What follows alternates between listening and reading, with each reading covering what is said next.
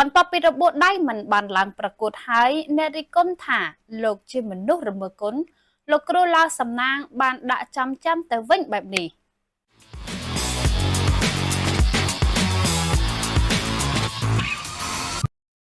បន្ទាប់ពីរបួសដៃមិនបានឡើងប្រកួតលោកគ្រូឡាវសំណាងត្រូវអ្នករិះគន់លើកឡើងថា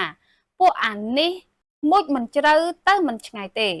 ចោលមកសៀតនៅតែចោលមកសៀតទោះល្អមើលតែរូបភាពក៏ដោយអុកញ៉ាជួយឧបត្ថម្ភបង្កើតក្លឹបដល់គាត់ដើម្បីបង្ហាត់សិស្សទាល់តែបង្ហាត់យូរទៅបាត់សិស្សអស់ល្បីតែខ្លួនឯងឃើញបែបនេះលោកគ្រូឡាវសំណាងបានចេញវីដេអូដាក់ចំទៅអ្នករិះគន់វិញថាខ្ញុំមិនមែនជាអ្នករមើលគុណចំពោះអ្នកដែលជួយខ្ញុំទេគូក្បាលមួយត្រឡោកដូចគ្នាសោះហេតុអ្វីមិនគិតដល់ជាតិសាសន៍ខ្លួនឯងគាត់ជាកូនខ្មែរឬគាត់ជាអ្នកណាឲ្យពិតប្រាកដព្រោះខ្ញុំតាមដានឆែកមើល Facebook របស់គាត់មិនមានអ្វីទេសម្រាប់ខ្ញុំការប្រេះស្រាំដៃនេះមិនមានអ្វីឡើយដោយសារខ្ញុំមិនឡើងប្រកួតគឺខ្ញុំដឹងគុណក្រុមហ៊ុនវឌ្ឍនៈការតបគុណមិនមែនចង់បានតែលុយនោះទេបើខ្ញុំចង់ឡើងប្រកួតខ្ញុំមិនបាច់ប្រាប់ពុកម៉ែបងប្អូនថាខ្ញុំឈឺដៃនោះទេខ្ញុំឡើងទៅធ្វើតែចាញ់ក៏ខ្ញុំបានលុយដែរហេតុអ្វីបានខ្ញុំមិនឡើងប្រកួតដោយសារខ្ញុំស្រឡាញ់កិត្តិយសខ្ញុំស្រឡាញ់ជាតិខ្ញុំស្រឡាញ់ពុកម៉ែបងប្អូនដែលគាំទ្រខ្ញុំនេះជាទឹកចិត្តមួយដែលជំរុញឲ្យខ្ញុំបន្តដំណើរទៅមុខពុកម៉ែបងប្អូនមិនមែនតែប៉ុណ្្នឹងទេខ្ញុំជួបឧបសគ្គច្រើនណាស់ហេតុអ្វីបានខ្ញុំនៅននាលតស៊ូបើខ្ញុំមិនមានឆន្ទៈមិនមានការព្យាយាមម្លេះខ្ញុំស្លាប់តាំងពីគ្រោះថ្នាក់ចរាចរណ៍ម្លេះ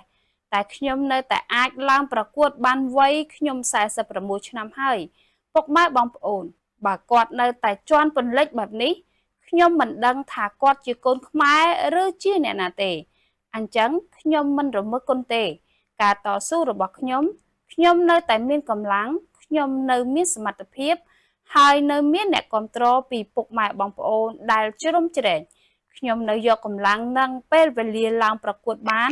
មិនសុំលុយគេទេសូមជម្រាបទៅអ្នករិះគន់ខ្ញុំថាខ្ញុំមិនចេះអួតអាងមើលងាយអ្នកដទៃបើខ្ញុំអត់បន់បើខ្ញុំអត់ចេះចែករំលែកម្លេះខ្ញុំស្លាប់តាំងពីគ្រោះថ្នាក់ចរាចរណ៍មកម្លេះក្រៅពីតអ្នករិះគន់លោកគ្រូក៏បានបង្ហាញភាពទន់ភ្លន់ទៅកាន់អ្នកគាំទ្រដែលបានជួយឧបត្ថម្ភនិងលើកទឹកចិត្តហើយសកម្មភាពទាំងនេះហើយដែលធ្វើឲ្យលោកគ្រូទទួលបានការគោរពកាន់តែខ្លាំង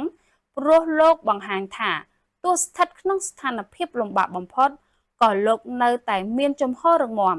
និងមិនរត់ចោលសិស្សគុណរបស់លោកនិងអ្នកគាំទ្រឡើយចូលបងប្អូនយល់យ៉ាងណាដែរការរិះគន់របស់អ្នកតាមដាននិងការលើកឡើងរបស់លោកគ្រូឡាវសំណាងបែបនេះសូមចូលរួមខមមិននិង share តាមការគួរ